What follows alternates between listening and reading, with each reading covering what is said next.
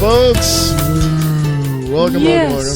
You've reached another episode of the Mary Tyler Moore Show. Excuse me? No, I'm just kidding. A production of MTM. It's okay. No. Is that what that is? A production of MTM? Little cat at the end. I'm old enough to remember. Yeah. Yeah, I remember some of those end captions to things. It's like, oh my gosh. Courtship of Eddie's father. Okay, I'm going back now, okay? And I like the ending of Beverly Hillbillies, when they're like, thank you folks for kindly dropping in, you know. There aren't too many shows that actually said goodbye to you. I know. Didn't the Addams Family say goodbye to you too or something? No, I don't know. I think the Beverly Hillbillies was the only one. Hi!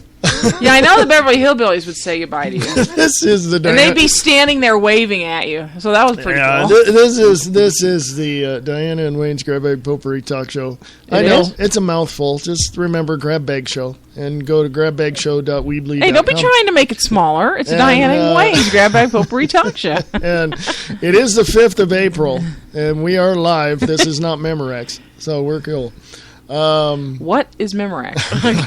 It's one of them little cassette tapes. Anyway, I'm just, folks, you know, all the things that were so big that's kind of gone out, you know.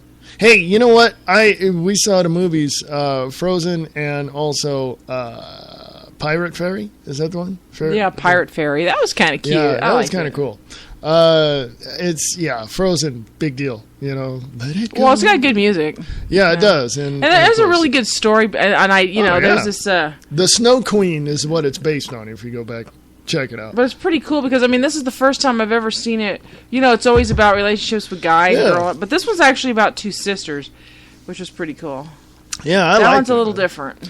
I liked it. I mean, it's about damn time you get like an animation, a cartoon, basically, is what it is, with some sort of really good moral story. To it. Yeah, there's a moral to it, and I like that. You know, like Shrek. Hello, what moral is there? You know, friendship. No, that was kind of had a good moral too. But the stage show, we saw the stage show, which is on Netflix. Shrek the musical. Holy crap, that's funny as hell. Yeah, that's good. I like that one. The guy who did Pinocchio was so good. Oh God, yeah. You just like the computer generated one. Yeah, you just gotta go to Netflix, find Shrek the musical. Awesome. Donkey, funny guy, and he's been in a lot of other stuff too. So, but anyway, yeah, Frozen and Pirate Fairy and stuff like it's just, oh my God.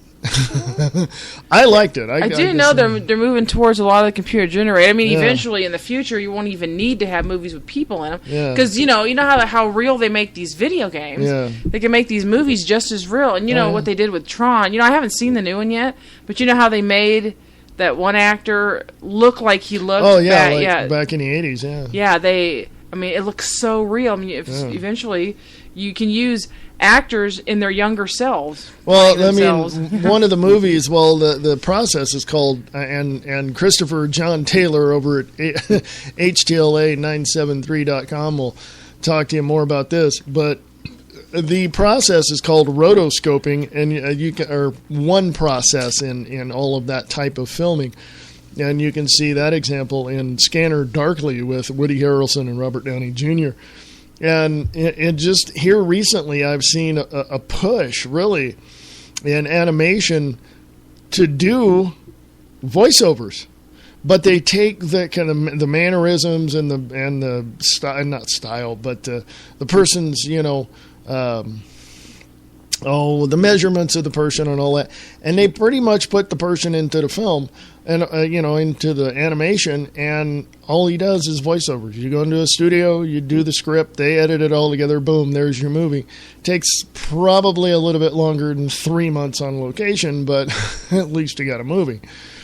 But yeah, it's gonna revolutionize the movie industry. But I mean, it was great in the old days. Oh yeah. I mean, you could make a movie, and it was really cool, and there was, but nowadays, no matter what people do, people turn around and say it sucks.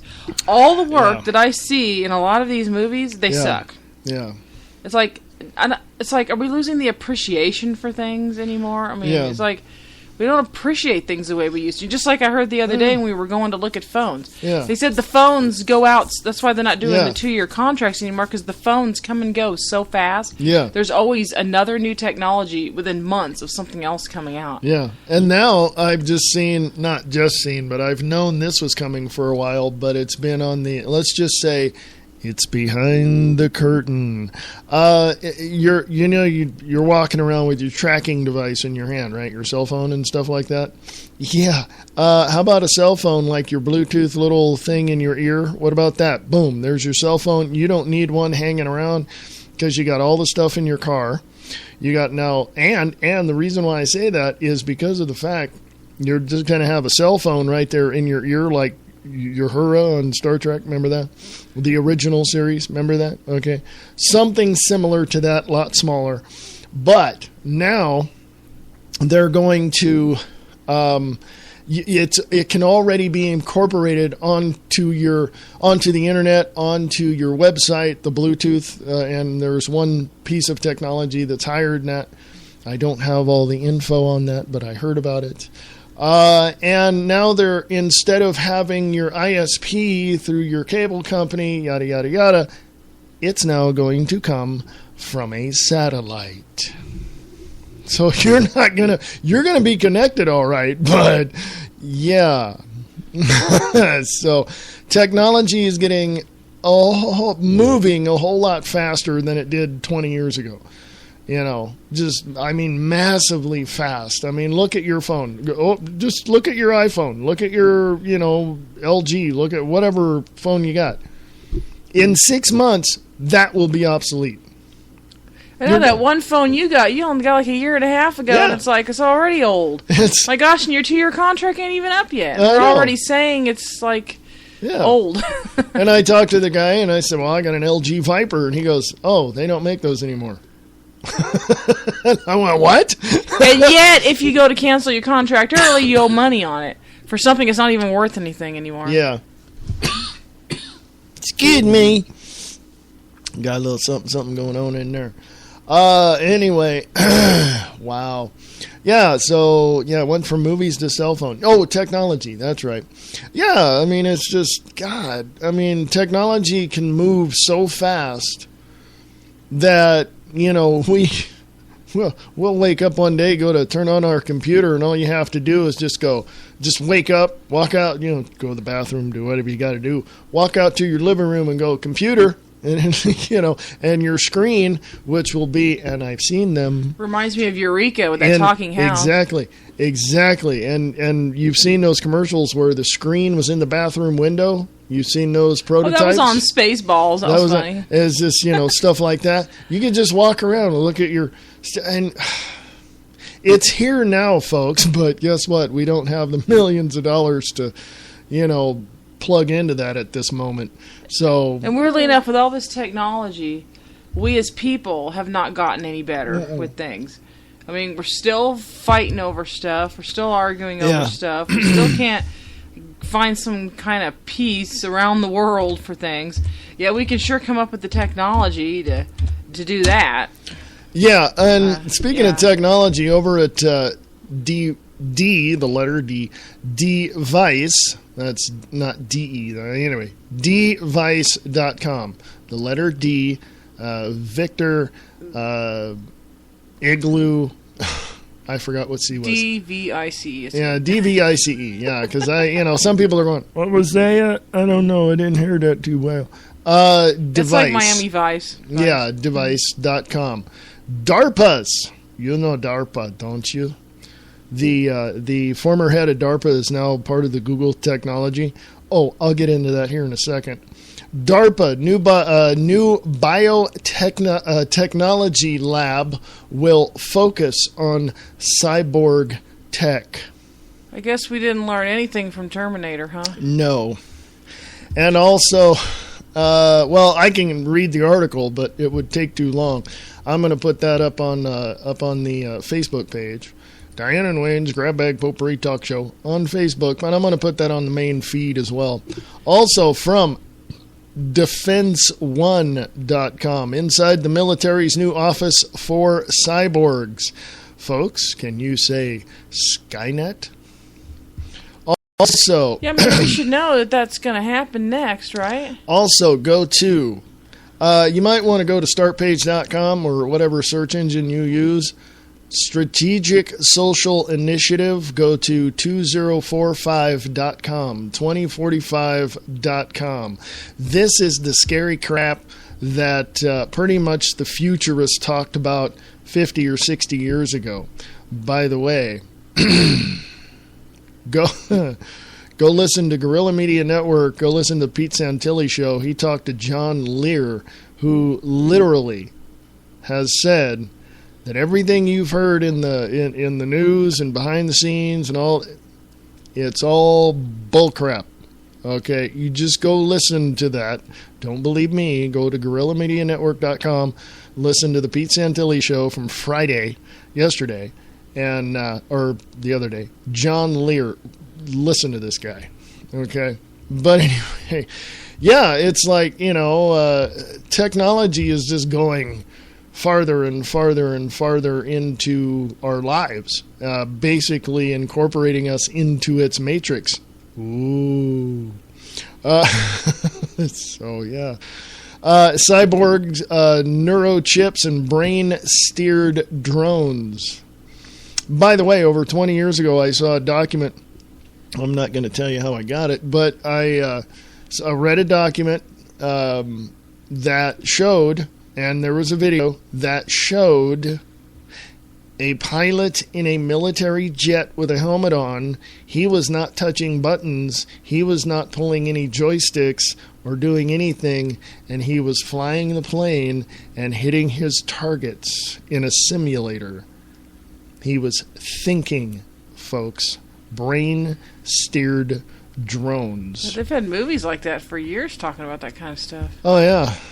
Yeah, so, I mean, it's biotechnology lab, literally, the office will focus on rapidly assessing, hold on to that word, folks. The office will also focus on rapidly assessing new biological weapons that troops encounter in the field. Okay? DARPA aims to be able to fully understand any new bioweapon being used on the battlefield. A process which can currently take decades is now taking months. Okay, folks? All right? We're there. We are we are there. I mean, it's already said, and I saw a document back from a research. I can't remember whether it was Columbia or one of the other big universities, but it was dated back in the 70s, mid-70s, where they showed literally the flicker rate on your TV mesmerizes you and puts you in a small light trance, just a light trance, to where the ads come on and boom, hey, not like I go buy anything that's on the ad, but they've been doing that in movies a lot back in the 50s and 60s. Okay? Subliminal messages, if I can say the word, subliminal messages. Your eye physically cannot see it, but your subconscious is going, I need a Coke. I need some popcorn. Because your subconscious, faster than a snap of fingers, saw that. It's already there. It's you can go look this stuff up, folks. It's all out there. Well, that's just what I noticed the other day when I saw that truck ad up on the bulletin board, and it showed the truck, and it showed this big dinosaur raptor talking about adventures you can go on. And I'm like, well, gee, isn't that a message right there? They associate truck with this big, giant, powerful dinosaur that can crush things. Yeah. So, without you even thinking about it, you're like, oh, I got to have that truck. Because you don't even realize you're associating the big, mean dinosaur with the truck. I mean, I think that's the reason why they do it. That association, and they do that all the time with things. Oh, yeah, it's just, I mean, that's how I was taught years ago until until I realized what the hell was going on and had the proverbial rug pulled out from underneath me. I was told to associate whatever words I was hearing with pictures, create a picture for that word. And I've been doing that for years, and that's how I remember some stuff, and most stuff now. But that's how I learned. And I was in the second and third grade learning that stuff. And that was back, that was back in the late 60s, early 70s. And I remember this stuff. And I just associate things, and I've had people go, "Oh, did you notice?" Yeah, I've noticed that. I mean, driving down the road, I can just go, "Hey, there's that over there," and nobody else noticed it, and I'm like, "You didn't notice it," And it's association. It's how quickly your mind and your subconscious catches these things, and then your brain is going, "Huh, what was that?" And then your body goes, "I don't know. Let's take a look." Well, it's like the golden arches of McDonald's. Yeah, pretty much, But you notice in advertising, everything's big, everything's huge, everything's, whatever it is, and because they want you to see it. And even the little things on TV. You ever notice a lot of the little things in advertisements on TV? You notice the product placements in your shows and in your movies? Yeah, there you go. Why do you think car companies like to put their names in the movies? Why do you think fast food joints and other, like books and why do you think they put this in the TV and the movies? Because they want your money. So if you understand this, then you'll go, I don't need that. So anyway, enough of that. I go off on everything. This is a grab bag. Yes. We can go off on whatever. Yes. It's all right. I know. If I had Laura call in or something, she just don't talk politics. Up really? Next, edible underwear. Okay. Yeah. It's like, but anyway, edible underwear. I've seen those, by the way. Yeah. They're not so edible. Just saying. I'm just. How do you know? Have you tried eating them? Okay. Just putting it out. I heard. I'm just putting it out there. Really? Just, we should try those sometime. No. The raspberry, just, anyway. Just saying. I'm hearing these things. About you I've never heard before. I'm hearing these things from people. Okay. All right. People are sharing with you their experience with edible underwear? When you grew up in Stockton, California like I did, you hear a lot, okay? Especially after the years I spent out on the streets. You hear a lot. Anyway, I'm joking, folks, okay? Edible underwear, keep it over there, okay? Well, why not? Anyway. It sounds pretty cool if it's chocolate. Oh, my God. Little whipped cream. Not going there. Just saying. Okay, whatever. Just little cherry. Not just, I'm just not. Anyway. All right, change the subject. No. I don't know. Anyway, folks. Let's go, let's, before I get myself in trouble and take a little break now, huh? Stick my size 10 in my mouth. Oh, actually. What size? What are you talking about? My foot. Oh! Get your mind out of the gutter. Because that just sounded nasty there for a minute. Size 10 in your mouth. What is going on? That's to wake everybody up out there who thought they were falling asleep. Okay. You paying attention yet? Okay, we just wanted to make sure you were awake. Okay, just wanted to go. Oh my God! I think I'll play this little promo because it. Wow. You should do that one by Avenue Q. You have that one anymore? No, I don't know. Oh, the internet is for porn. Yeah. That was my God. Just go look that up. YouTube, Avenue Q, internet is for porn. That is. Yeah, that's hilarious. You're going to piss yourself, really. Anyway, okay, hold on. Okay, I'm good. Let's go to break. I'm only going to be gone for about 1:12, so. I'll collect myself and we'll do this again when we get back. All right. So, hey, go to grabbagshow.weebly.com, grabbagshow@usa.com.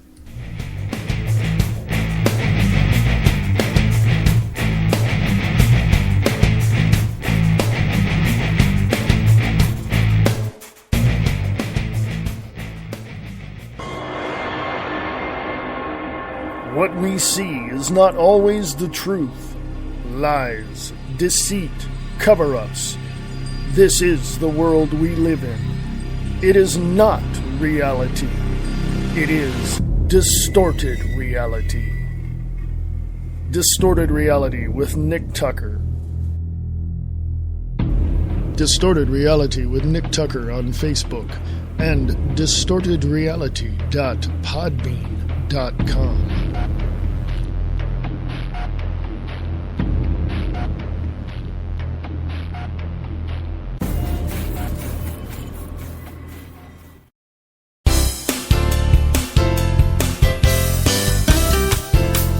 Hey folks, how you doing? We're back. I know that was less than a minute 12, but hey. Yeah, we're back. Okay, we've collected our senses, and I've lost a few. But anyway, okay. Yes. Hey, go to Diana and Wayne's Grab Bag Potpourri Talk Show on Facebook, on the Facebook over there. Anyway.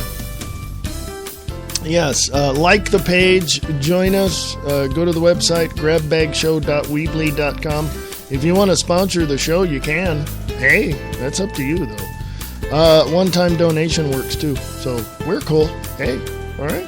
So if you have any questions, please ask, because we have answers, and you have questions. grabbagshow@usa.com. grabbagshow@usa.com.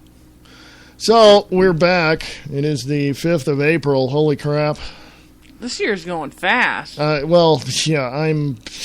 Next thing I know, somebody's going to be singing Happy Birthday to me, and I'm going to be going, what? Again? This happens every year. What the hell? I know, huh? I know. It'd be so much better if you didn't have a birthday, then your life wouldn't be numbered.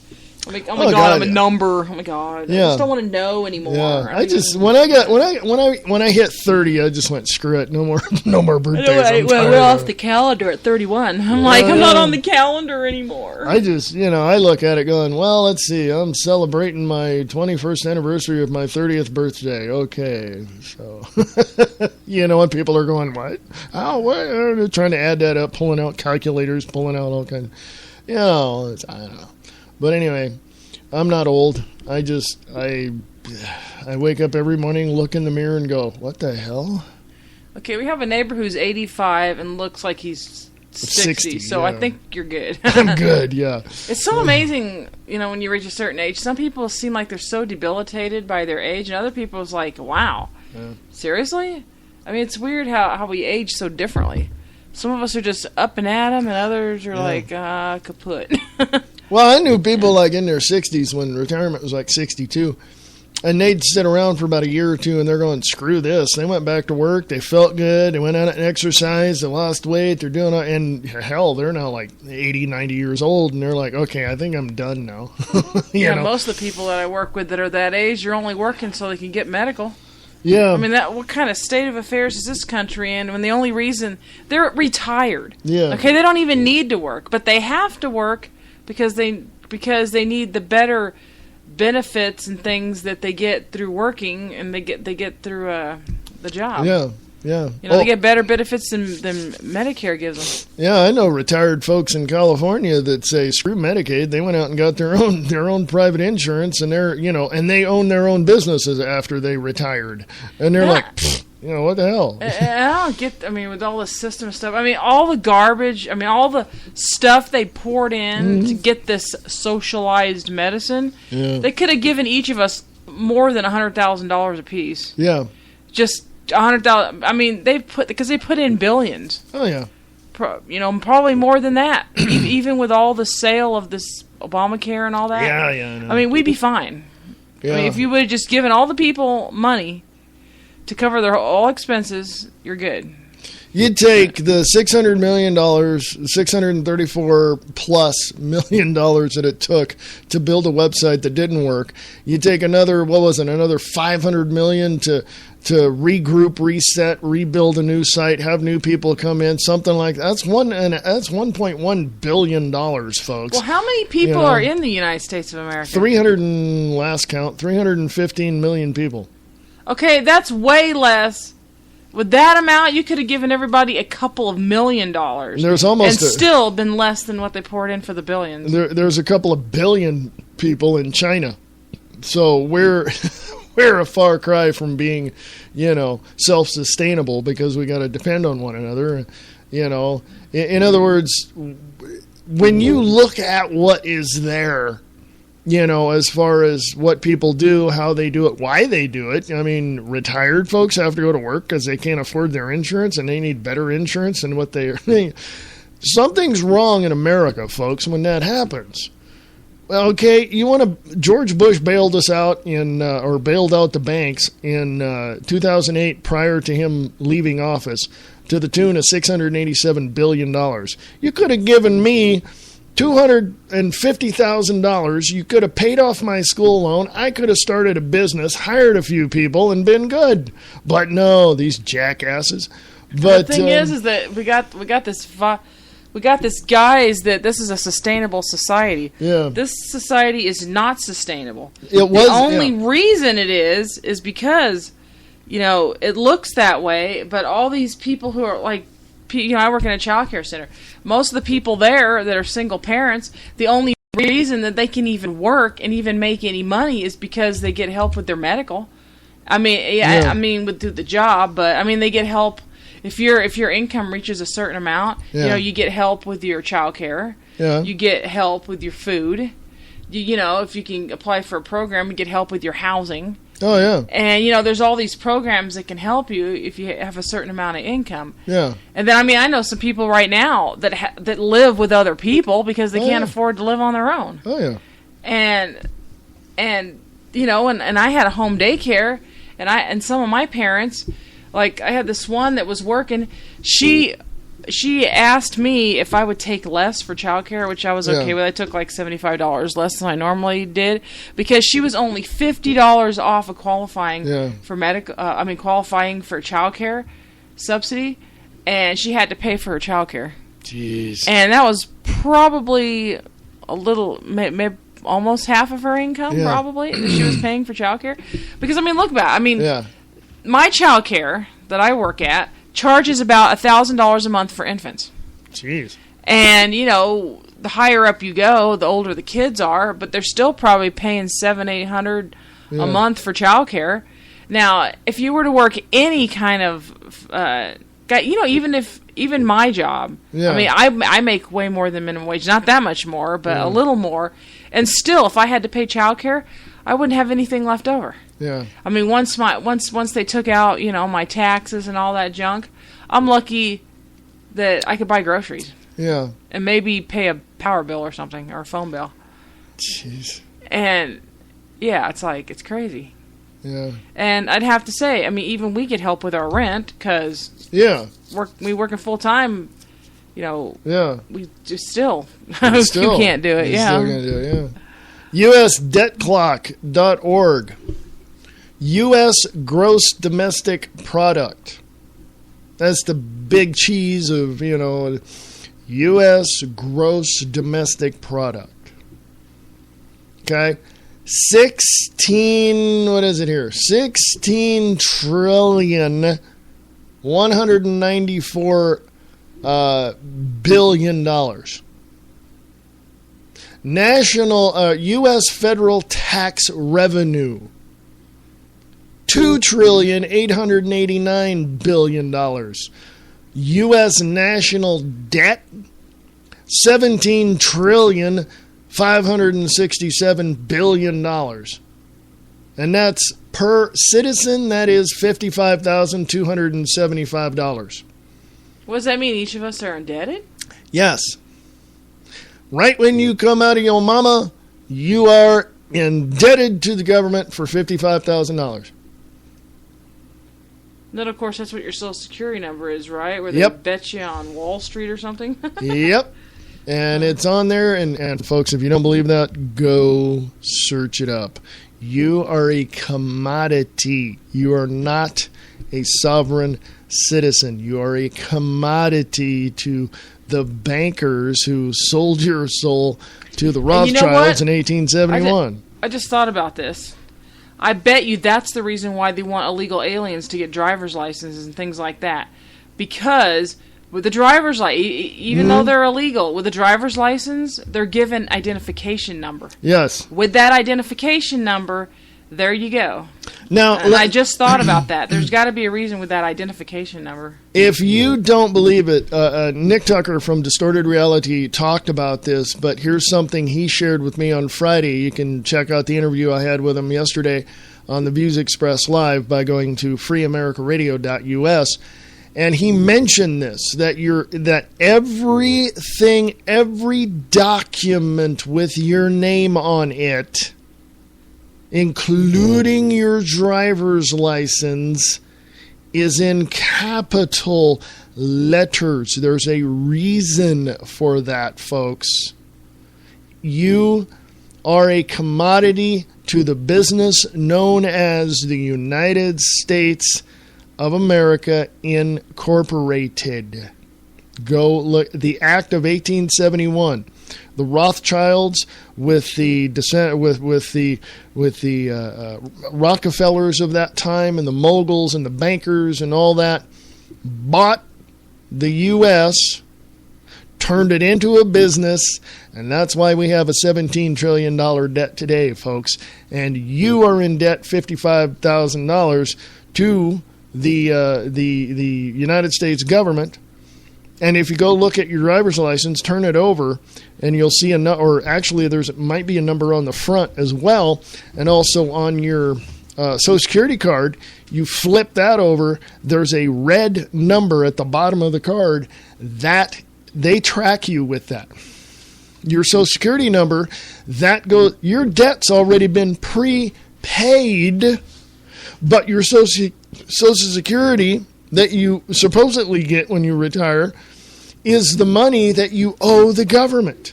Yeah, I'd have to say, looking at my driver's license, yeah, my full name is all in capitals. It's all in capital letters, the whole thing is folks. In capitals. And see, I have a number. You know, I have the license number. Yeah. And I want to know what's on this strip, because the back, there have two strips on the back. There's two strips on There's a strip up in the corner, and there was a strip in the middle. Now, you remember a couple of years ago, or a few years back, prior to, I think it was still in the Bush administration, where the federal government was trying to pass, or Congress was trying to pass a bill saying, we want national identification. We want national driver's license, national identity. That's where it was coming from.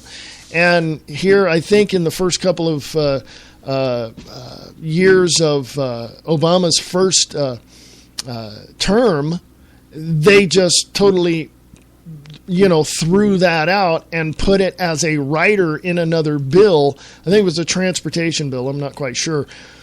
But they nationalized your ID. It's not state anymore. It's nationalized. If you look up in the upper right-hand corner, you'll see like USA / whatever abbreviation is for your state.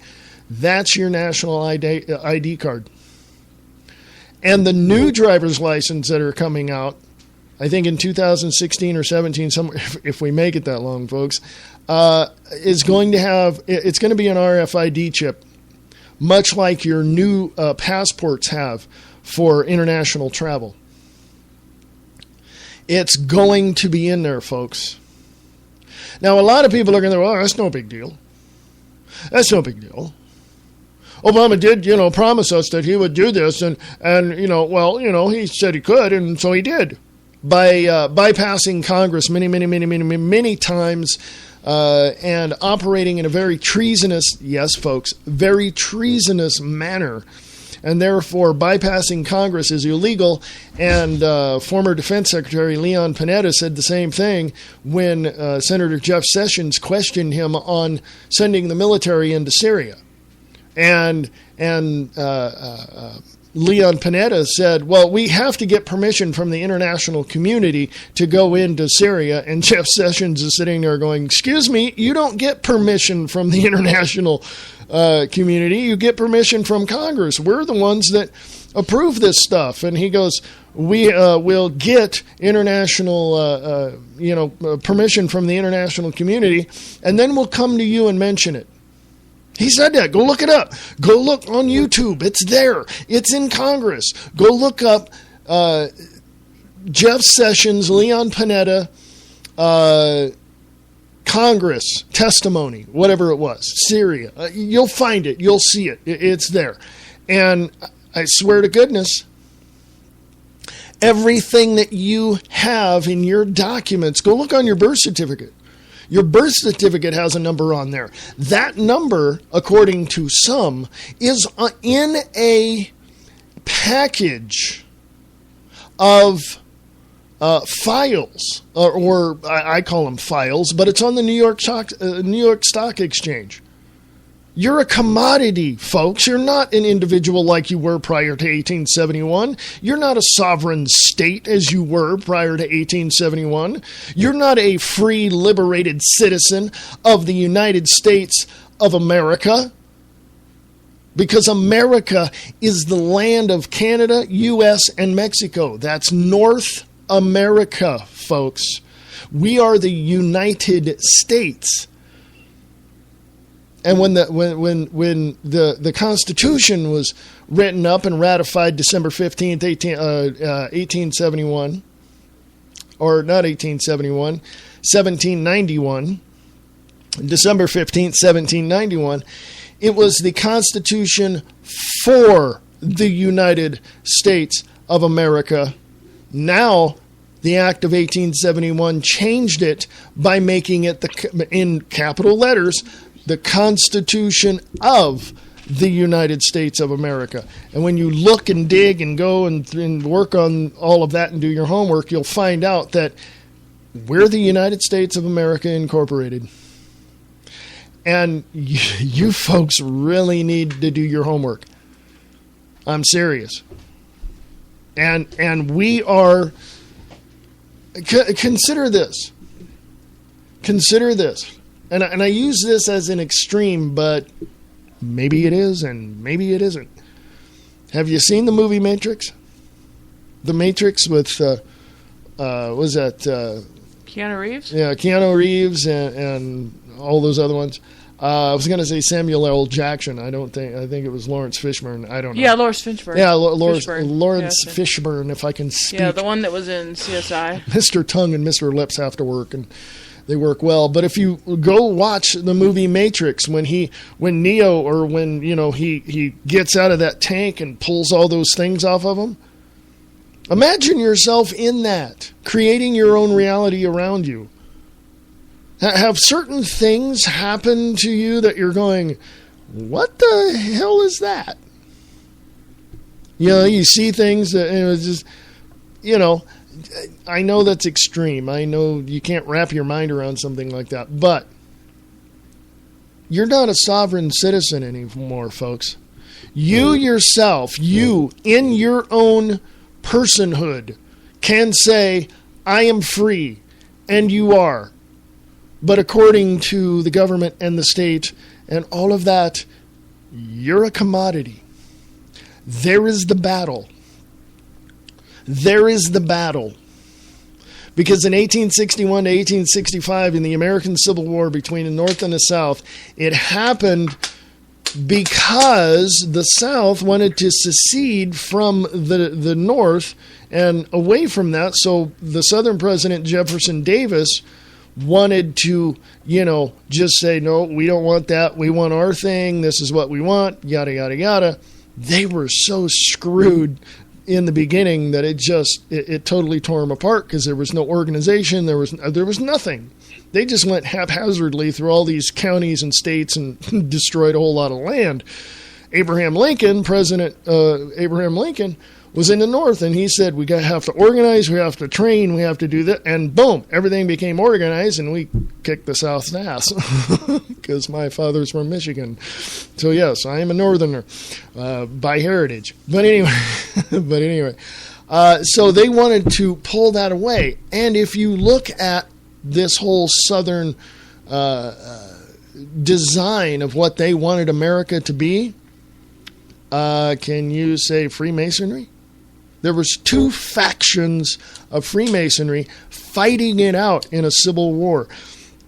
I don't know all the details about that. You're going to have to go listen to Kicking the Capstone with Bob Brutus on wakingupthemasses.com. And he'll go into all of that, and you'll get educated like I did. But anyway, wow, it's break time already. So anyway, my whole point is this.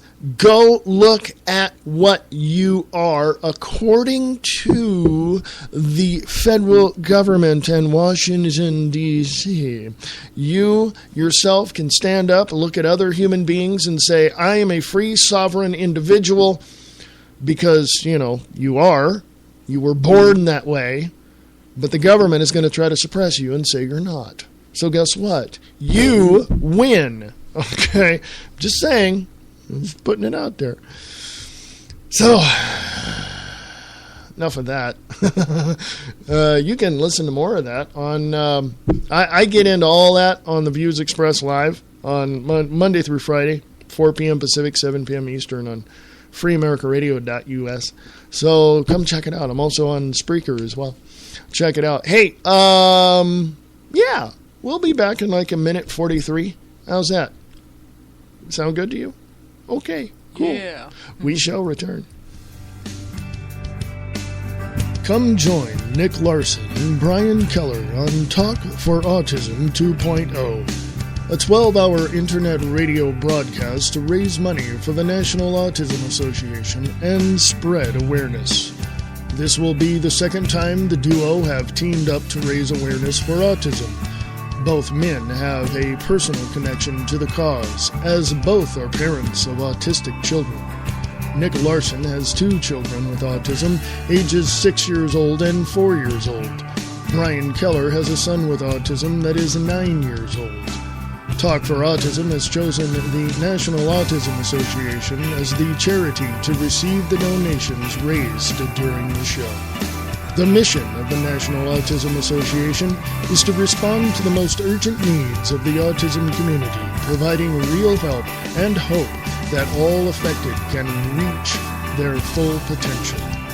Talk for Autism is a 12-hour radiothon, airs April 11th, 2014, starting at 1 p.m. Pacific, 4 p.m. Eastern, and is scheduled to end April 12th at 1 a.m. Pacific, 4 a.m. Eastern. To listen to the show and to get more information, go to www.talk4autism.com. April 11th is World Autism Awareness Day, and April is Autism Awareness Month.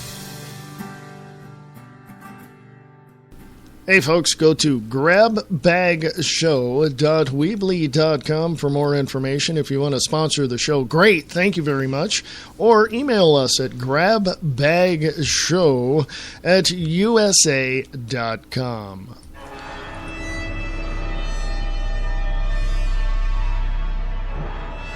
What's that moving in the shadows? Claranormal Talk Radio with your host, Steve Hembry, right here on RadioKahuna.com.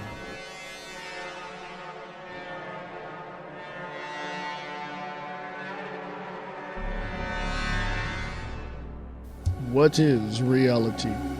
The foundation of reality is based on many concepts. Each person perceives reality differently. In the book, The Grid by Marie D. Jones and Larry Flaxman, they explore the hidden infrastructure of reality. Get your copy today at Barnes & Noble and Amazon.com.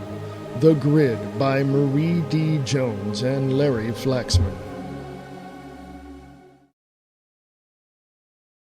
Photography is an art form, and Adventures in Photography shows you all of the forms of art there is in our world. Spencer Hughes captures the colors and works of natural art in his book, Adventures in Photography.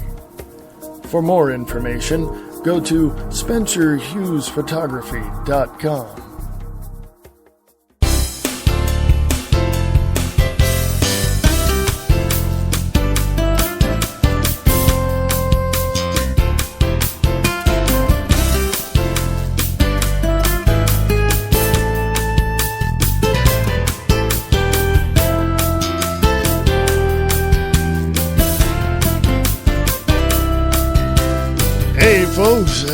this is the Diana and Wayne's Grab Bag Potpourri Talk Show for the 5th of April, 2014. How are you doing this evening? You can email us at grabbagshow@usa.com. Please do. We want to hear from you. Because we want to know how we're doing, okay? Yeah. Anyway, little Flemish thing going on there. I don't know what that is. Grabbagshow.weebly.com is the website. Thank you. Okay, what to talk about to wrap up the show? Yeah, I don't know. It's a grab bag, so you just got the grab things to talk about. We got to go out there in I'm sorry, I'm going into different voices I do. Yes, I do voices. Go to Eastland Radio Repertory Theater on Spreaker. Yes, if you do voices, please let me know. Eastland Radio Theater at USA.com. Eastland Radio Theater at USA.com. Okay. What can we talk about? Oh, I know. I wanted to get into this. What? Go to www.2045.com. The 2045 initiative is pleased to announce the online broadcast on April 10th, 2014 of a lecture by Dr. Alexander Kaplan, Doctor of Biological Sciences, Head of Laboratory of Neurophysiology, there we go, easy for me to say, and get this, neurocomputing interfaces at the Faculty of Biology at the Moscow State University. The subject of the lecture is neurointerfaces towards, get this, prosthetic brain functions. Well, that's weird. Folks, let me tell you. 2045, if you cruise around that website, you will see things that will blow your freaking mind. Yeah, I noticed they're sitting there talking about immortality. I'm like, well, I thought that we had a soul and our soul was immortal. If we stay forever in our body, then or are they just not believing that that's really true?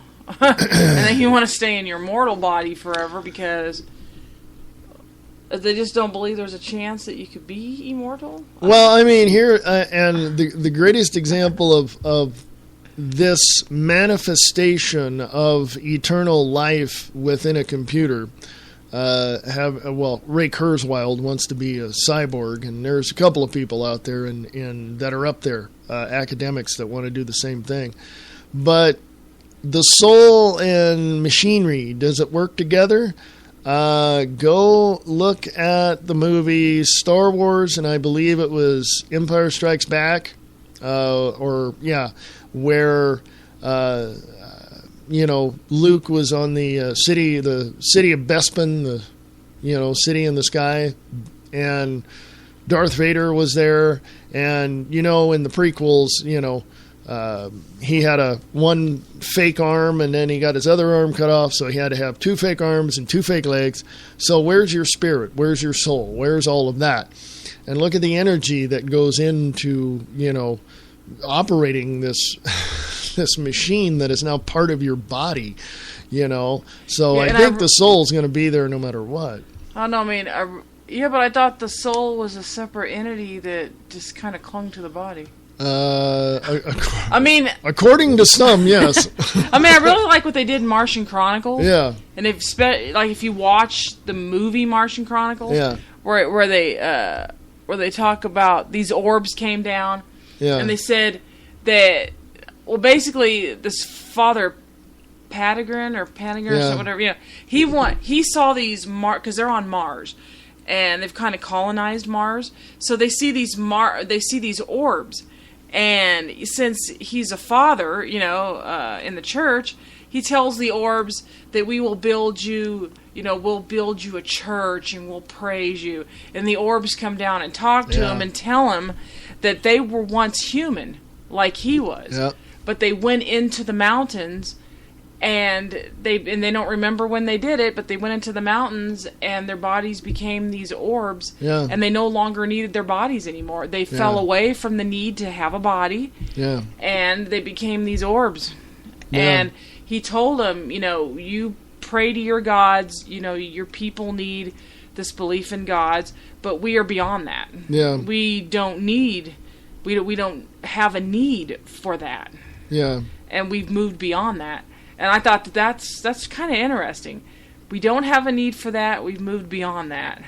Yeah. And see, the thing is the more we keep ourselves rooted and structured, wanting to plan ourselves physically, then if there is something, we're never going to want to transgress into that other... Not transgress, I mean... say the wrong word. Yeah. Transgress is sin, according to... Oh, never mind. Well, not transmutate, Yeah, transmutate. Is that it? Oh, we will not go into this other greater being because we're rooting ourselves too much in physicality, the physical universe, too much on the material objects, the touch, and all this. Yeah. And there's far if our spirits were to rise up, there are far greater. Like me, I told someone at work the other day, I would love to be a caretaker. Seriously, she didn't understand that. I go, I would love to be this. It would be nice if I could be like an orb kind of thing, and then be able to turn into this bodily form, whenever I wanted to. But I would love to just go through the universes to the different planets, go down, make sure that things are being taken care of, I don't know, that kind of thing. Oh, yeah. And, so sometimes you have to let things, it's just like being a parent.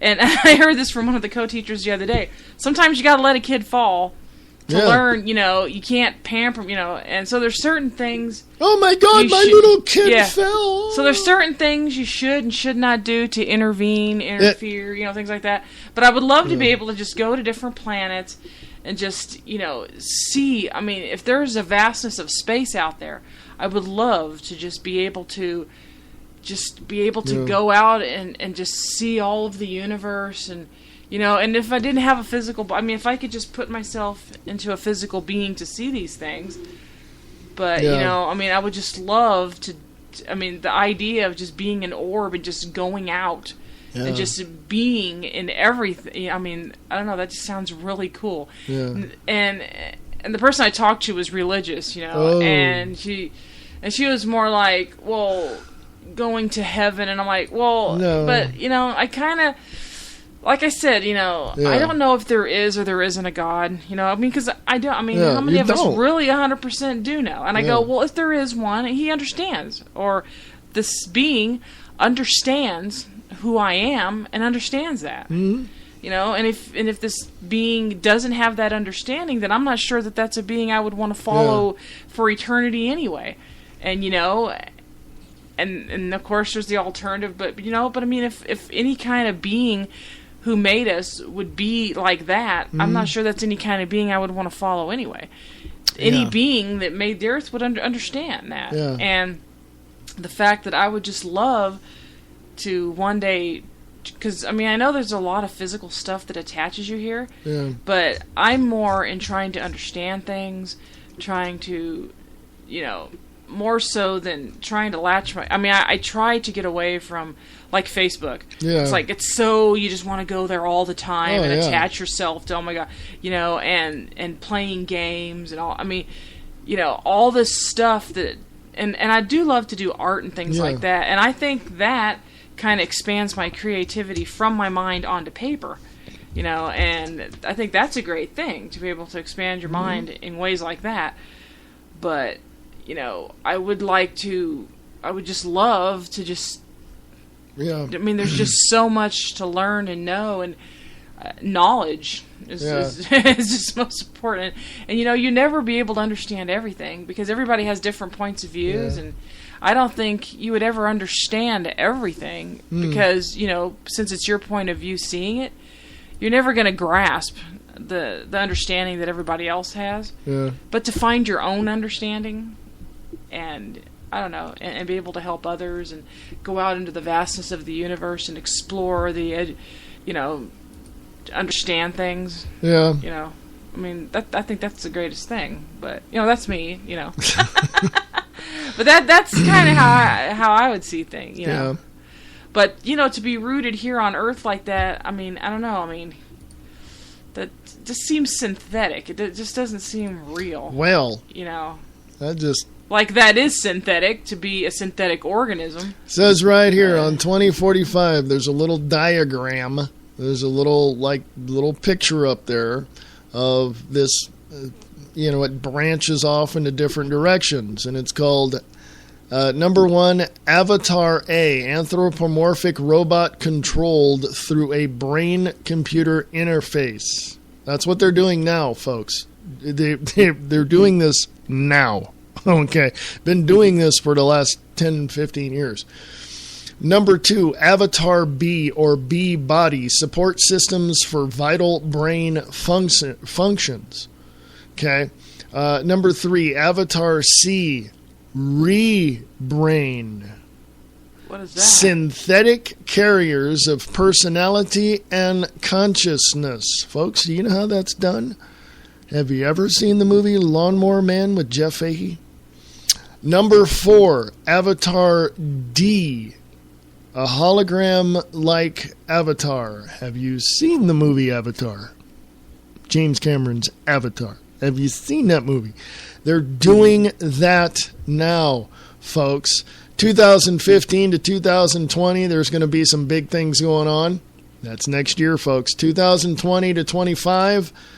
Creation, or 2015 to 2020, the emergence and widespread use of affordable Android avatars controlled by brain-computer interface. 2020 to 2025, creation of an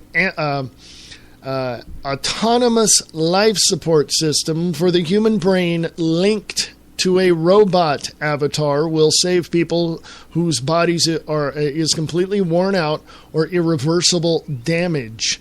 2030 to 2035, creation of a computer model of a brain and human consciousness with the subsequent development of means to transfer individual consciousness onto an artificial carrier. 2035 to 45, this is what they'll be leading up to. This is the time when substance-independent mind will receive new bodies with capacities far exceeding those of ordinary humans. Okay, my first thought was, wouldn't that overcrowd the planet to have all this... I mean, the longer you live, the more people there are. But then I thought, well, if you're going into artificial intelligence, you wouldn't be having children. No, you wouldn't. I mean, you wouldn't have a sustainable body that would carry a child. No. So does this mean that we're going to end life and just carry on the life that exists now, and there was never going to be any new life? Well, or how is that going to work? A couple of things they've been working on for the last 25 years, and don't ask me how I know this, but I researched this back in the mid to late 90s. There's a lot of things that I cannot tell you because you would sit there and go, oh my God! It's like, yeah, you trust me, the chills went up my spine and my head damn near exploded when I found this out. Years ago, remember that the government was saying, we will not fund, cloning, whatever. We won't do that. It's not taxpayer funded, but they kept saying over and over, taxpayer funded, stem cell research or cloning. Remember that? For months they were saying that. Well, no, the government's not doing it. Private companies and private individuals and universities involved in all of that are doing this. And they're cloning human beings, folks. They're cloning you. And how did they do that? Over 40 years ago, you know how when you had a baby in the last 20 years or so, and you had like a little cotton ball or a Band-Aid or something on the kid's foot or the arm? Oh, yeah, we took blood for a blood test. No, they took it for the DNA. It's in a vault in Antarctica somewhere or in a deep underground military base. They've got your DNA, folks. They can clone you. They're trying it out on really, really, really old DNA from dinosaurs to make sure it works. And they already know it works, okay? You get me? Okay. That's happening now. With artificial intelligence, then that would mean that we wouldn't need food and water? Anything I don't sustainable? know. I don't know. But you look at, what was it? There was something else that I wanted to say too, and I got off on that. But look at all of what they're doing behind the scenes. Folks, they're going to tell you they're not doing this, but they're lying to you through their teeth. They are the dumbest people on the face of the planet. Maybe. Maybe they're the smartest. Maybe they're keeping stuff from us.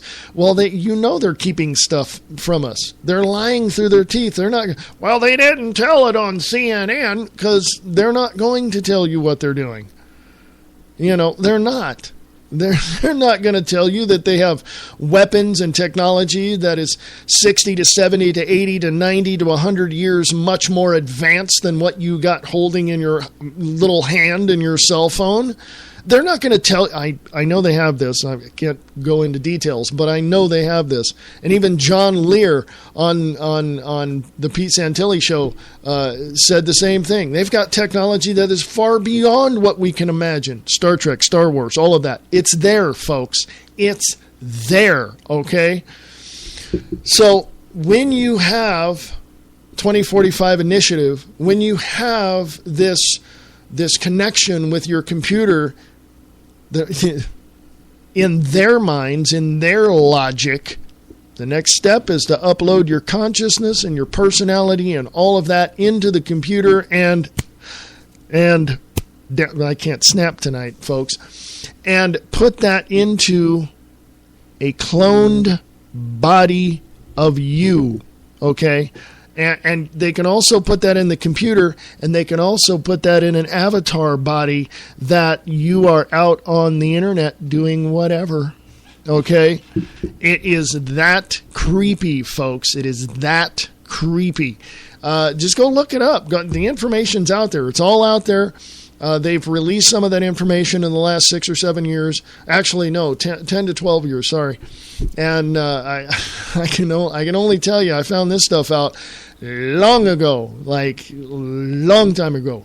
Most of this stuff I found out like from 1992 on up, but I've known that they've had things like the Kinect on your Xbox 360 they can turn on your cell phone, your Kinect, your webcam anytime they want to see what's going on in your living room.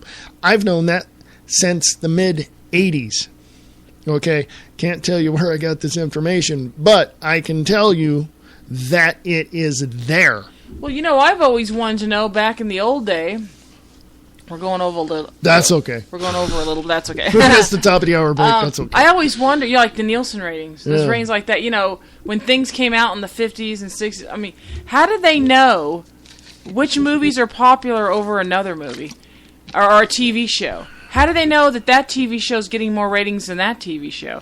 Well, how were they tagging? I mean, how did they know? They had a box. They picked out like 1,000 or 2,000 people, and they gave them a box and said, if you like this program, hit this number, or if you do this, do that. I've never heard of anyone getting a box. Me neither. Well, like nowadays, how do they know? Well, now it's on the computer. Because so many people DVR, some people get torrents. And they look at that different too. Different people do different things, and they look at that too. They look at the DVR. They look at all of this. And especially in the old days, like in the 50s and 60s or whatever. I'm sure that some people didn't have televisions, and other people were going to other people's houses to watch TV. Yeah. How do they know that 10 families weren't watching the same show because everybody was gathered at someone's house? Yeah. I mean, how did they know that? And I'm sure a lot of these shows were more popular than they really were because, like you said, I mean, neighbors could have been going to neighbors' houses watching things. Yeah. But how do they know that? And the only reason that made a show good or bad is the ratings being the commercials that they're freaking watching on the shows. Says here, it ain't about the show, it's about the commercials. It's about the money that the sponsors are going to make. Yeah, what the sponsors make. Says here, Nielsen ratings are the audience measurement system developed by the Nielsen Company in an effort to determine the audience size and composition of television programming. They call it programming for a reason, folks. In the United States, Nielsen Media Research, go to startpage.com, look them up, was founded by Arthur Nielsen, who was a market analyst whose career had begun in the 1920s with brand advertising analysis and expanding into radio market analysis during the 1930s, culminating in Nielsen ratings on radio programming, which was meant to provide statistics as to the markets of radio shows. In 1950, Nielsen moved to television, developing a rating system using the method he and his company had developed for radio. That method has since become a primary source of audience measurement information in the television industry around the world. Ratings, share, and total viewers. The most commonly cited Nielsen results are reported in two measurements: rating points and share, usually reported as ratings point/share. As of August 27, 2012, there are an estimated 114.2 million television households in the United States, a drop of nearly 500,000 from the previous year. A single nation ratings point represents 1% of the total of 1,142,000 households for the 2012-2013 season.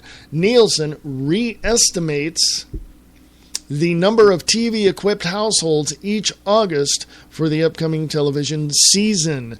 But how do they know who watches which show the most often? Yeah, exactly. Criticism of rating system. And this is on Wikipedia. This is so. Let me do this and go over here. Whoops. Can't even click my. Can't click my mouse right, man. What's going on? Let's go over here to the Diana and Wayne's Grab Bag Potpourri Talk Show Facebook page, and I will put that little link for the Wikipedia site right there on the page if it decides that it wants to cooperate here. And there you go. And you can read the rest of that to find out. So, but yeah, I mean, 1,000 people, 2,000 people, 20,000 people are determining a particular market for a particular show, and if the ratings suck, the show goes away. But 20,000 people are gonna be determining my like or dislike for a show. I know that's messed up because they just canceled. Yeah. Once Upon a Time Wonderland. Yeah. And ABC, oh my God. You know, I just don't even know why I watch anything on ABC. Because I liked Alcatraz. Yeah. Okay, I liked V when that was it. And then they only lasted what? Well, V actually lasted 2 seasons, I'm amazed. Yeah. Alcatraz lasted 1.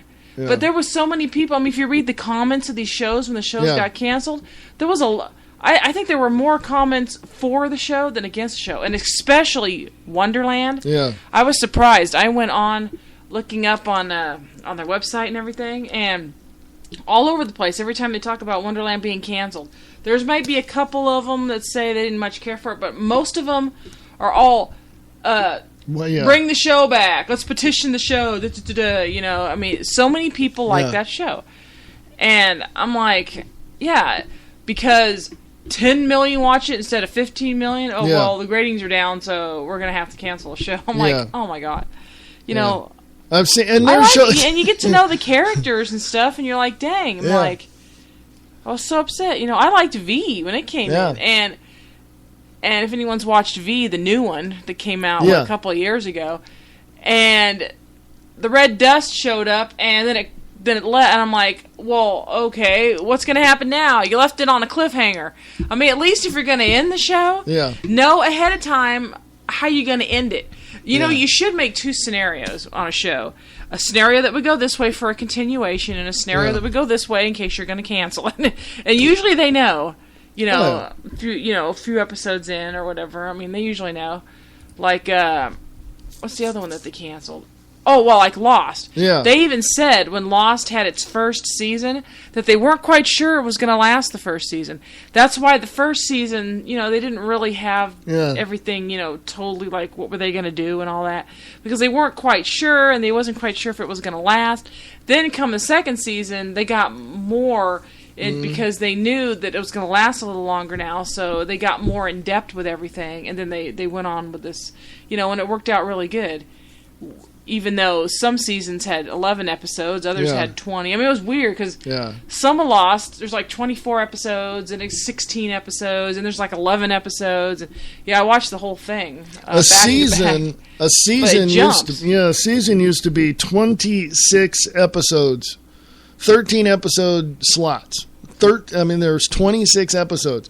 Now, if you go and look and examine how all that's breaking down, it's like there's 6, there's 8, there's 12, there's 6. Well, it used to go from September to June. Yeah. And then you'd be off the summer and it popped back up in September. Yeah. But now, there's a lot of shows. Being Human. Oh, yeah. And, we were watching, I watched the last 2 seasons of that, what's that UK show we were watching? Oh, yeah. Oh my God, I forgot the name of it now. Yeah.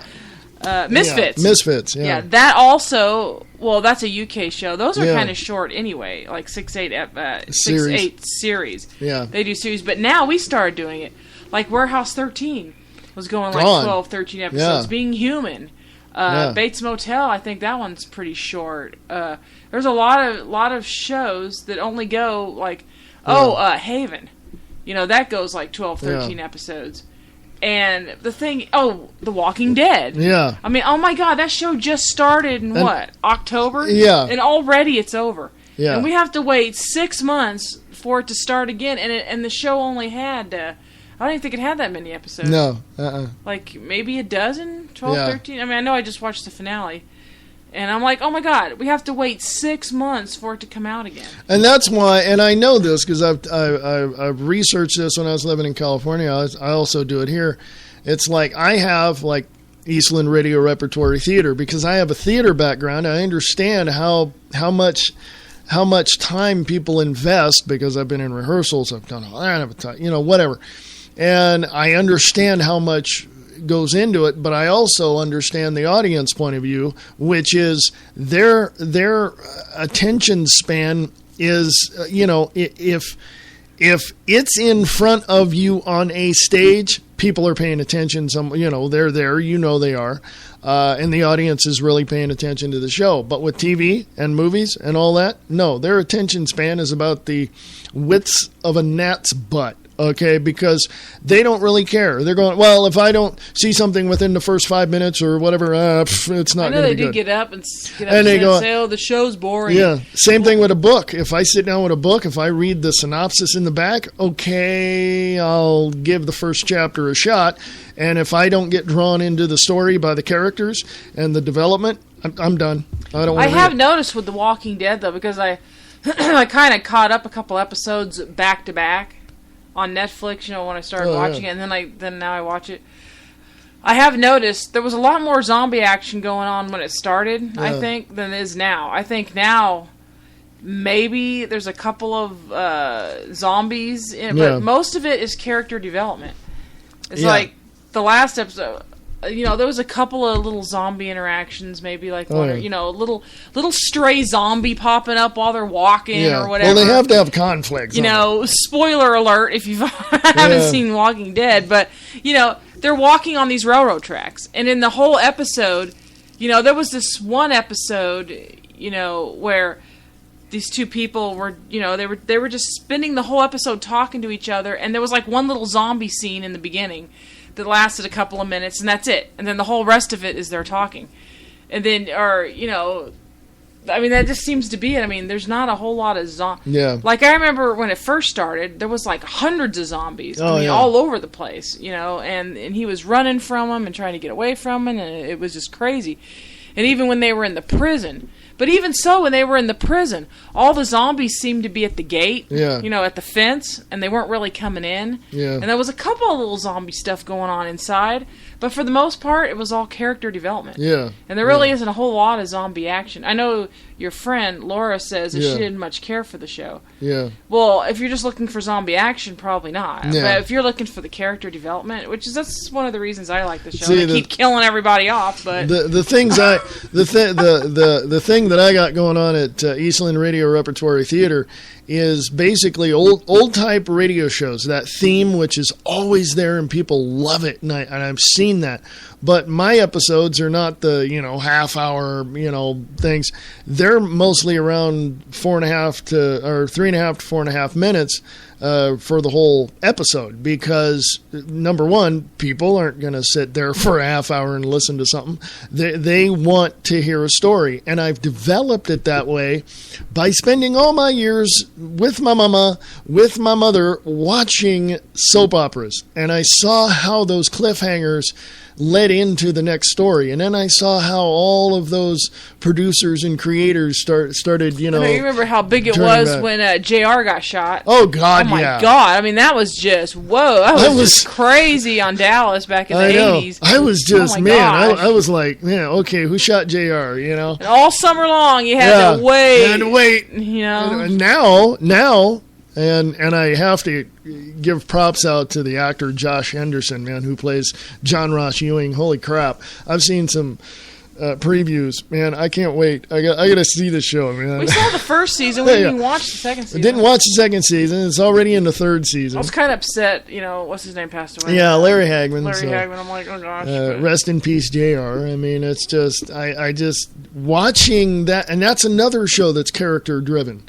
And everything that I write is character driven. I mean, I like the story. The story carries itself, but the characters in the story, pretty much have to bring that story along. So there's that development of character. And so far I've got like 13 or 12 or something like that episodes written. And it's like, I've got no voice actors to do it. But I need those people. So email me, Eastland Radio Theater at USA.com. If you're, just send your audio clips there as well. Eastland Radio Theater at USA.com. But a lot of these shows that Nielsen ratings show, well, in this market, it's really good for this demographics of this particular age between here and here. Who cares?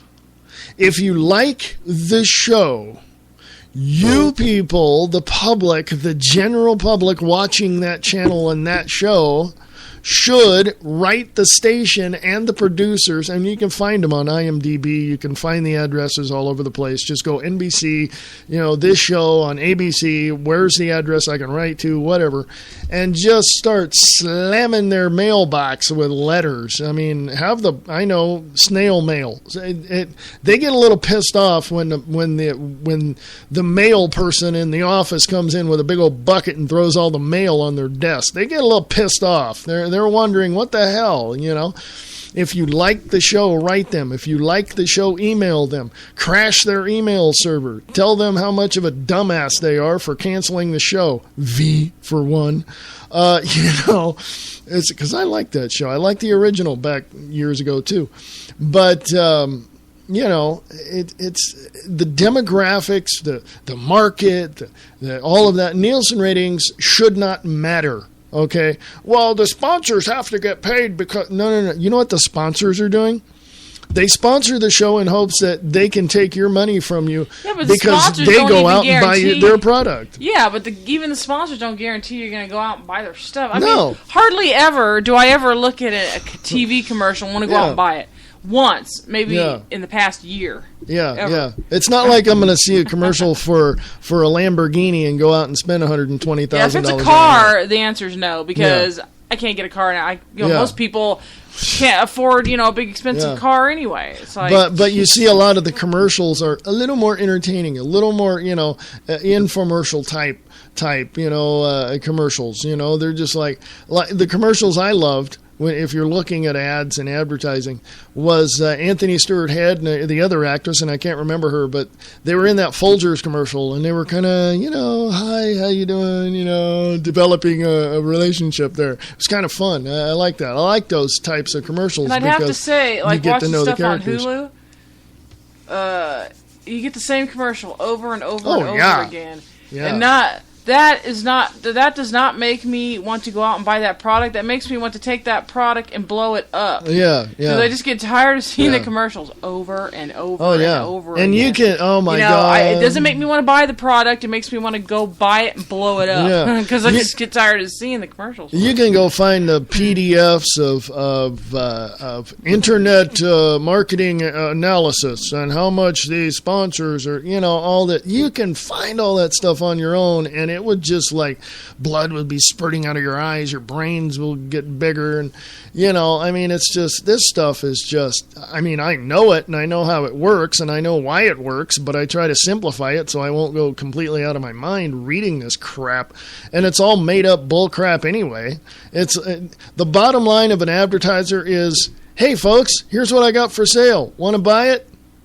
That's pretty much it, folks, and it's up to you whether or not you can whip out that buck out of your pocket and buy what that advertiser is selling, or what that person is selling. You know what an advertiser is also? A company A down the street there, your pizza place down the street on the corner, what goes to an advertising company and says, we've got the best pizza in town. So that advertising company is going to say, they've got the best pizza in town to you, and you are going to go, no, I don't think so. I'm going to go to the other one down the street. See? That's simple. And if you go look at these PDFs of market analysis and marketing and all that, that's like reading the LA telephone book, okay? It's huge. I know this stuff because I took marketing and merchandising, I took business, and holy crap. I'm reading this stuff going, this does not matter. Okay, if a train leaves the station is traveling at 60 miles an hour going east, if another one left the station 2 hours later at 120 miles an hour, none of that crap matters. What matters is your money. You're going to go where you, the person working every day making money every 2 weeks, to have that money to go out and do that. You're going to say, look at your dollar and go, how can I stretch this thing? Seriously. That's got to be something I want to get anyway. A lot of stuff I see, I'm like, ew, that just makes me sick. Yeah, I know. Especially some of these food commercials. I'm like, that doesn't even look good. I know. Hey, I was in a food commercial at Jackson Rancheria Casino because they were doing something locally. They were taking pictures and they were doing all that. And I didn't say anything, but they had a video and all this. And it's their own little in-house type production thing. And I know how all that stuff is done. And let me tell you, it's BS, folks. The food that they show you on these commercials, you can see it yourself. You can go to Jack in the Box. You can sit there in the restaurant there. Get a squishy sandwich, but it's supposed to be plump and juicy. Exactly. The picture is plump and juicy and it got stuff and this, and you get it and it's all squishy and I think I was like that at Subway one time when we went out of town. And I had a meatball sub or something. And the picture showed a lot of meatballs, and the sandwich was open, and really good. Oh, yeah. And then I got it, and it was all squished up, and I couldn't even see the meatballs. Oh, yeah. I'm like, you couldn't even see the meatballs. And I'm like, what the heck? This doesn't look anything like the picture. Yeah. And I even told him, I go, what the heck? The picture out front looks like there's a lot of meatballs in this. And you're giving me these measly little meatballs, and I can't even see the meatballs when you close the sandwich. Yeah, exactly. What a jip is that? Exactly. No, it's like, you see how shiny all the food is, right? You see how shiny, all nice. And it's all in, and because I've spent time in kitchens as well, working in restaurants, it's all in the presentation. So, and you people in the restaurants know this, it's all in the presentation. It's all there. You got to put it just right on the plate and do this and make it all look good. And then I don't know what they do. I think they just spray it with some butter or some oil or something to make it shiny for the camera. And, so it's all BS, folks. It's all absolute, positively BS. Okay. And you know this just by, picking up your Wendy's sandwich, knowing that the sign looks one way and your sandwich looks a whole lot different. It's not what the sign looks like. But it's weird because I saw this picture. Oh, it was a restaurant picture in McDonald's a long time ago when we went in there. And the picture showed McDonald's glasses, McDonald's plates. And I'm like, we don't even get our food like that. No. They don't even sell glasses or plates. No. Why does the... And I'm like, everything in there, it looked like they were sitting around a dinner table. Yeah. And I'm like, wait a minute, they don't even have McDonald's glasses. They don't have McDonald's plates. Yeah. So what is this? And we've seen that elsewhere too. We saw I think that Kentucky elsewhere. Fried Chicken was another one too. Yeah, we went and they to show Kentucky pictures Fried. of families sitting around the dinner table, and I'm like, it's like everything. It's in the branding, folks. By the way, it's in the branding. Hello, anybody know how to do that? Because I need some. But I know how to do. I'm just teasing. But yeah, it's all everything that you're seeing. It's a facade. It's a facade. It's nothing. You ever been to Hollywood? You ever seen behind the scenes in those? I mean, I saw a picture. You can go to Google Earth, go to Universal Studios, go to Google Earth, go to Universal Studios. Look at where they have the Psycho House. Dun, da, da, there you go. Behind the scenes, and it's all made up bullcrap. Now for the current show that they have. It's built elsewhere. It's a carbon copy built elsewhere. I think it's on the East Coast or something. Oh, that's not the same base hotel? No, I don't think so. But I think some of it's filmed there, I guess. I don't know. But it's just a facade. It's just makeup. It's, makeup, lights, that kind of thing. I got a theater background. I know how all that works, too, because I've I've done set pieces on theater on stage. It's, big, massive bull crap, folks. You walk through the door, you see nothing but wires, you see nothing, all this. Yeah, just everything from, getting back to the Nielsen ratings, they set out to do one thing. How many people are watching this show? The advertisers are saying, how many people are watching this show? The people that these advertisers go to put the word out there about their product or service are going, are people actually seeing this? So, like I said, simply put, I've got a product service. You want it. I hire an advertiser. He pumps it up a little bit, makes it sound really good. You think, maybe, I don't know. Let me try it out. Boom. There you go. And what's really interesting, I was talking to someone the other day. We were about watching Once Upon a Time. Oh, yeah. The regular one. And I go, well, you got all those commercials. She goes, well, I don't watch commercials. Just fast forward them on my DVR.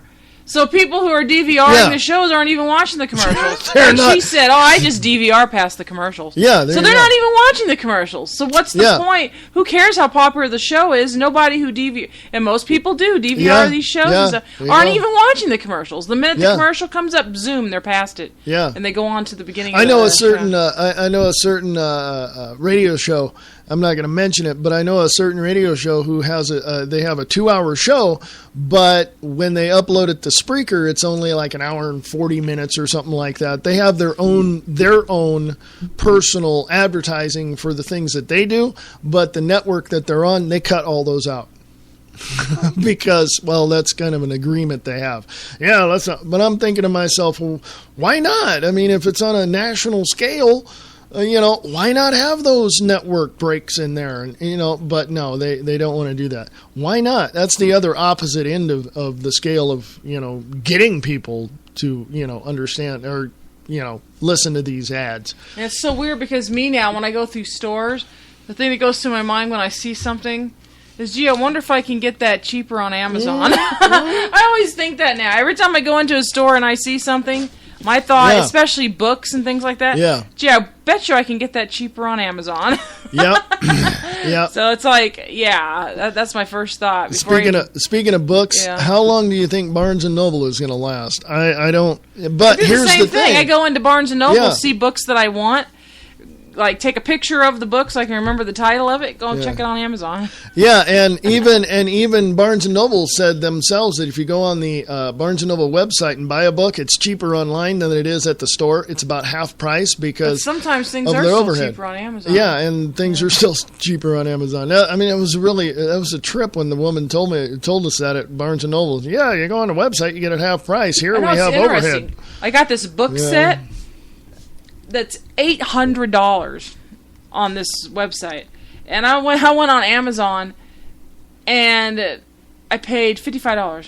Yeah, $55 for an $800 book set. Are you kidding me? Yeah. Yeah. Holy camole. Yeah, and see, Oh, and I got some DVDs. The DVDs were normally $19.99 to $25. Yeah, a piece. And I paid like $4, $5. Yeah. It's like, oh my gosh. I paid like $1. One was $1.50 with $3.99 shipping and handling. Yeah. So I paid $5.50. Or, a little less than $5.50. Yeah. Yeah. Like, you got to be kidding me. Yeah. That's a $20 DVD. Hey! And it was brand new. Yeah, it's cool. It's the bottom of the hour. Holy crap. Oh. I got no more breaks, man. I'm done. Yeah, I think we've... Hey, let me promote some stuff. Yeah, you can do a little promoting. A little promote. We're going to be here probably next week. We're trying to stay on Fridays. We're trying to focus on Fridays. But sometimes we do it on Saturday as well. So, go to the Diana and Wayne's Grab Bag Potpourri Talk Show on Facebook. And, look for messages there and stuff and articles and things we talk about. And also, we're here usually at 8 p.m. Pacific, 11 p.m. Eastern. Check it out. grabbagshow.weebly.com. There you go. And if you want to email us, it's grabbagshow@usa.com. Come join me on the Wayne S. Pierce Show and the Views Express Live. The Wayne S. Pierce Show is Monday, Wednesdays, and Fridays at 12 noon Pacific, 3 Eastern. And the Views Express Live is at 4 p.m. Pacific, 7 p.m. Eastern, Monday through Friday. That show broadcasts on Spreaker.com and on FreeAmericaRadio.us and on WakingUpTheMasses.com and micro broadcasting through Chickamauga, Georgia area on 1610 AM. So if you are got one of them old style radios, just turn it to 1610 AM in the Chickamauga, Georgia area and you'll hear me. I was going to say, I did have one other thought. Yeah, go ahead. Oh, I mean, because, I know Friday nights and Saturday nights people like to go out and party and junk. Yeah. I was wondering if maybe we could try doing the show on Wednesday nights. Ooh.